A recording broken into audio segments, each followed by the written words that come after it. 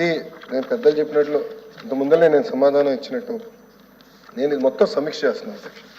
ఎందుకంటే English medium అవసరం కాదని నేను అనట్లేదు. ఈరోజు పోటీ పడాలి, ఇతర దేశాలతో మన పిల్లలు పోటీ పడాల్సిన అవసరం ఉంది. ఇంగ్లీష్ మీడియం చాలా అవసరం. అదేవిధంగా నాలాగా వాళ్ళు మళ్ళీ మాతృభాషలో మాట్లాడడానికి ఇబ్బంది పడకూడదు, అది కూడా చాలా కీలకమైంది. ఇప్పుడు కూడా నేను అప్పుడప్పుడు తడబడుతున్నా.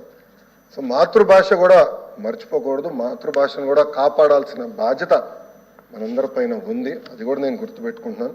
సో రెండు బ్యాలెన్స్ చేయాల్సిన అవసరం ఉంది. ఇది మేము సమగ్రంగా రివ్యూ చేస్తున్నాం. టోఫెల్ విషయంలో నేను తొందరపాటు నిర్ణయాలను ఇప్పుడు తీసుకోవట్లేదు, సమగ్రంగా రివ్యూ చేస్తాను. గతంలో చెప్పినట్లు 100 రోజుల్లో నేను యాక్షన్ ప్లాన్ తయారు చేస్తున్నా. ఉపాధ్యాయులతో మాడతా, సంఘాలతో మాడతా, ఎవరో ఎమ్మెల్సీలతో మాడతా. ఎందుకంటే గతంలో నేను కూడా హౌస్ మెంబర్ని. సో నేను కూడా మీ అందరితో చర్చిస్తాను. ఓపెన్గా మీ ఫీడ్బ్యాక్ తీసుకున్న తర్వాత ఎలా ముందరికెళ్ళనేది నేను నిర్ణయం తీసుకుంటాను. కానీ పెద్దలు అన్నట్టు హరిప్రసాద్ గారు ఇప్పుడే చెప్పారు, ఇదేదో ఒక సంస్థకి ఇచ్చేశారు, ఆ సంస్థ ద్వారా నడిపిస్తున్నారు, దాంట్లో డబ్బులు బాగా ఖర్చు అవుతుందని కూడా చెప్తాం జరిగింది.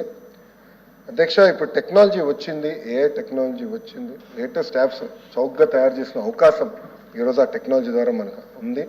తప్పనిసరిగా నేటివ్ టెక్నాలజీ వాడతాం, యాప్స్ క్రియేట్ చేస్తాం. మనకు కావాల్సిన language skills, communicative English skills ఎట్లా చేయాలి దానిపైన ఆల్రెడీ మేము రివ్యూ చేస్తున్నాం. ఇన్ఫ్యాక్ట్ ఈరోజు 2ంటికి ఆ ఏజెన్సీ అంటే నాన్ ప్రాఫిట్ ఆర్గనైజేషన్ 2ంటికి వస్తున్నారు అధికారులు కలిసేదానికి, ప్రెజెంటేషన్ చేసేదానికి. వాళ్ళతో నేను ఆల్మోస్ట్ 3 గంటలు కూర్చున్న గతంలో రివ్యూ చేశాను యూపీ మోడల్. తప్పనిసరిగా అది సమీక్ష చేస్తాం.